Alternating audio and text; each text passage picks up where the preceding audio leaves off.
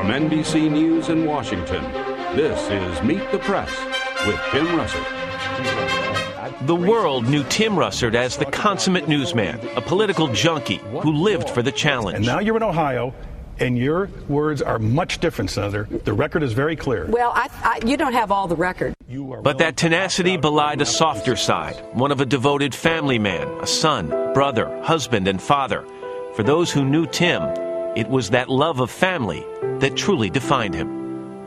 Tim was all about roots. It was not just Buffalo that was central to his life, his dad, his son who he adored, his wife who he adored, but it was in all of his dealings. I never had a conversation with Tim where he didn't talk about my children.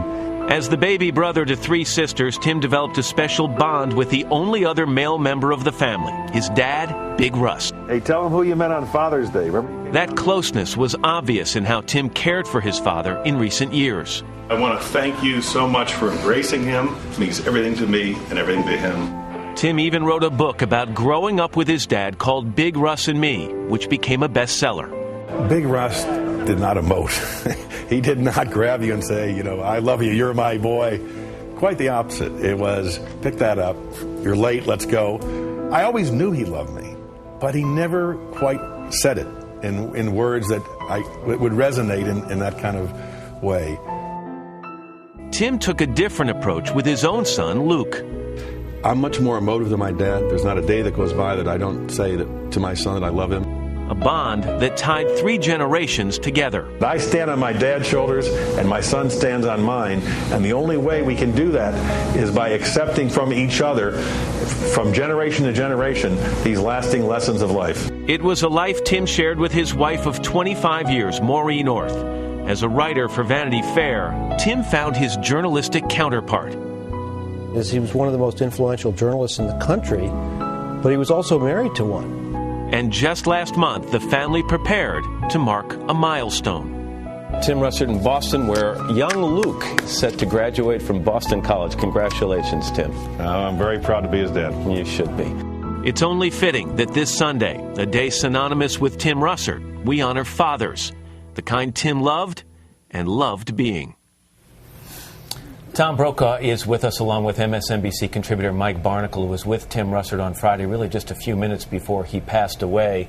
Mike, let me start with you. You reminded me of an episode or an event earlier in the program. The 3 of us were, Tim, you and me, were in New Hampshire the day before the New Hampshire primary this year, and we were standing outside City Hall waiting for John McCain to appear at that rally. And would it be fair to say that there was no bigger celebrity for the 1,000 or so people gathered in that square than Tim Russert? I mean, how many people came up and wanted to say hi to Tim or shake his hand? Oh, yeah, Matt, absolutely. I mean, and you're Matt Lauer. You're the Today Show.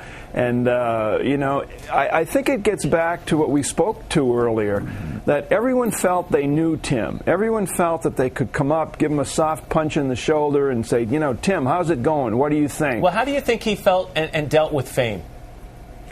I think he dealt with it in a way, I'll tell you how he dealt with it.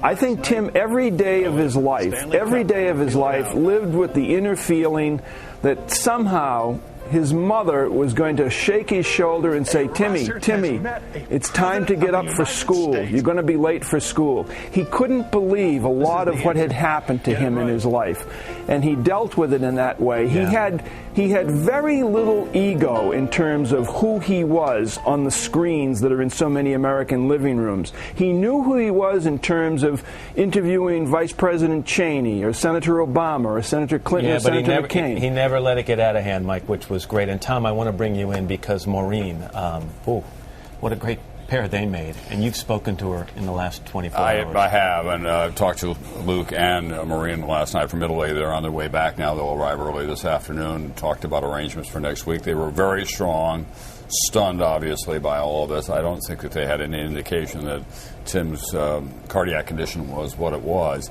She had a lot of strong opinions, and dinner at their house was high octane, as I always used to say, and we played some great practical jokes on Maureen. Tim and I did, because all of her nerve endings were always exposed, waiting for something, and she would take the hook, and nothing made us happier. And then she would say, "You guys, what am I going to do with you?" It was a great, passionate marriage. I got time for one quick story. They met at the 1980 convention. Long night out. Everybody was having a great time. Tim is bedazzled by her. It's now early Sunday morning. They're all walking back. They're going to her apartment. And he expects to get invited in. They stopped her by the newspapers on the way in, and he gets to the apartment step. And she said, "Where do you think you're going?" He said, "I thought I'd come up." She said, "No, you bought the Daily News. I've got the New York Times." That's not a good match. Tom, thanks. Mike, thanks.